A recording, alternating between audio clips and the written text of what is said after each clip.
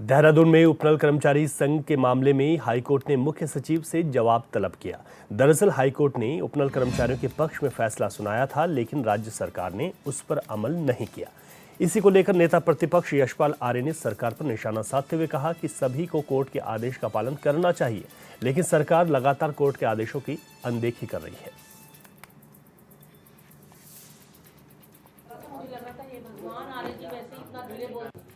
जो निर्णय होते हैं, जो निर्देश होते हैं,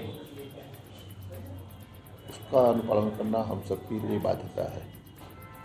और सरकार निश्चित रूप से उन आदेशों की अवहेलना कर रही है, अनदेखी कर रही है। और इसका मायने है कि सरकार का न्यायिक पालिका पर विश्वास नहीं है। और ये विषय जो आपने कहा कि उपनल कर्मचारियों को माननीय उच्चतम न्यायालय से उन्हें नियुक्ति देने का फैसला किया गया है और यह दोबारा पुनर्विचार याचिका दाखिल कर रहे हैं, विधिक परीक्षण लेने की बात कर रहे हैं। तो ये तो जब माननीय उच्च न्यायालय में या न्यायालय में मामला विचाराधीन था तब इन्होंने अपनी तरफ से अपना पक्ष रखना चाहिए था। अब फैसला आने के बाद अब पुनर्विचार याचिका का तो कोई औचित्य नहीं बनता, मेरा मानना है। हमारे कितने दिन कटते हैं हम जानते हैं, लेकिन झुक नहीं सकता है।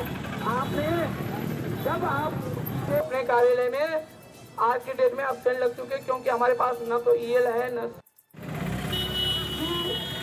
हम आज की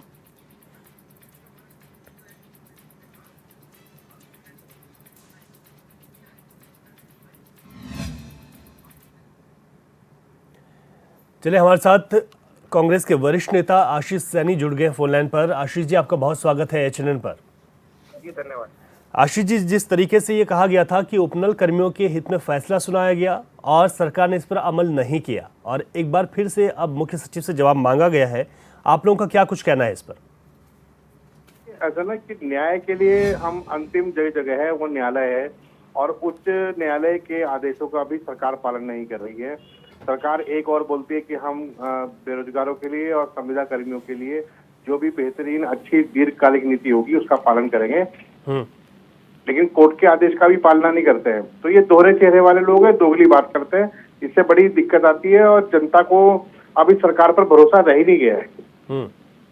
जी आशीष जी, अभी कुछ दिन पहले भाजपा के कई वरिष्ठ नेताओं ने इस तरीके का बयान दिए कि 22,000 इनकी संख्या है और इस जो वित्तीय भी पूरा एक मामला देखना होता है, उसके बाद ही कोई निर्णय लिया जाता है। तो इसको करेगी सरकार, इस तरीके से कह रही है भाजपा? नहीं, भाजपा कह रही है और सरकार लागू करने से इनकार कर रही है। उसके लिए तमाम तरह के बहाने ढूंढे जा रहे हैं। जो इनकी दोगली सोच है, दरअसल दोगली सोच का केवल हिंदुस्तान में एक ही राजनीतिक दल है, वो भारतीय जनता पार्टी है।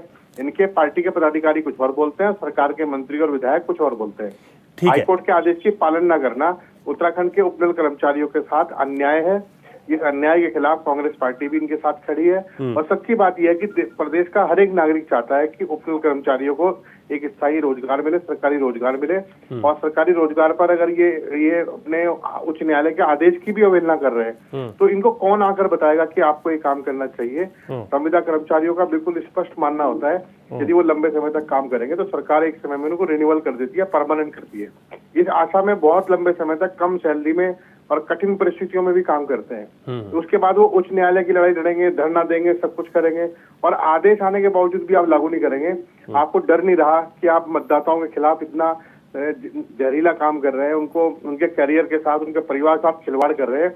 ये बहुत शर्मनाक और बहुत सोचनीय विषय है कि भाजपा किस तरीके से इन लोगों के बीच में खड़े होकर वोट मांग सकती है। अच्छा, ठीक है, आशीष सैनी जी बने रहेगा, सुन लेते हैं बीजेपी का पक्ष भी। सुनीता विद्यार्थी बड़ाई हमारे साथ जुड़ गई हैं। आपका बहुत स्वागत है सुनीता जी। सुनीता जी, सुन पा रहे हो? सुनीता विद्यार्थी जी, ठीक है, अभी हमारी आवाज आप तक नहीं पहुंच पा रही है। ठीक है, मेरी आवाज नहीं पहुंच पा रही है। तो कांग्रेस का इस पर यह पक्ष है कि सरकार ने जिस तरीके से हाईकोर्ट के फैसले पर भी अमल नहीं किया तो ये अपने आप में गंभीर है। आशीष सैनी जी, भाजपा से मैं बात करना चाह रहा था लेकिन आवाज नहीं पहुंच पाई है। अब आप लोग किस तरीके से आगे अपने समर्थन को देते हुए उपनल कर्मियों के साथ दिखाई देंगे?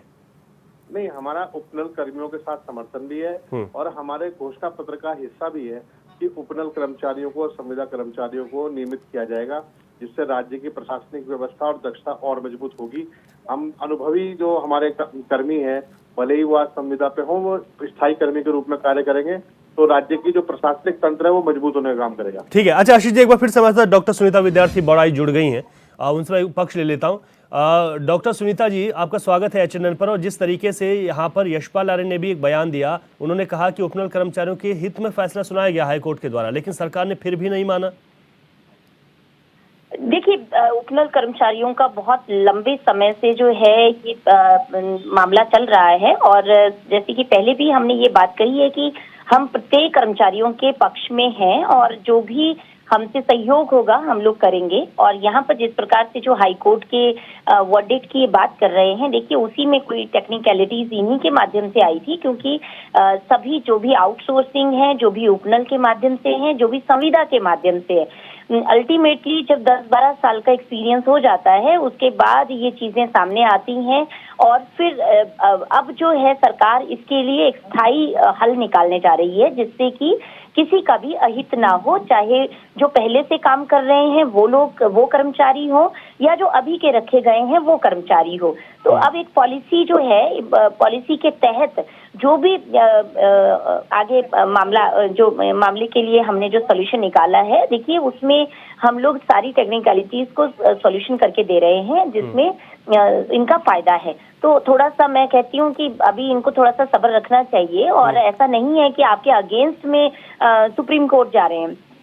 कई चीजें ऐसी होती हैं क्योंकि आप ही का पक्ष नहीं है, दूसरे जो कर्मचारी हैं उनका भी पक्ष देखना है, तो किसी का भी अहित ना हो, इस तरीके का सॉल्यूशन माननीय मुख्यमंत्री जी द्वारा दिया जाए। ठीक है, आप लोग ये विश्वास दिला रहे हैं और देखना होगा कि क्या कुछ इस पर पूरा सोल्यूशन निकल पाता है। बहुत शुक्रिया डॉक्टर सुनीता विद्यार्थी जी और आशीष सैनी जी आपका। जी धन्यवाद।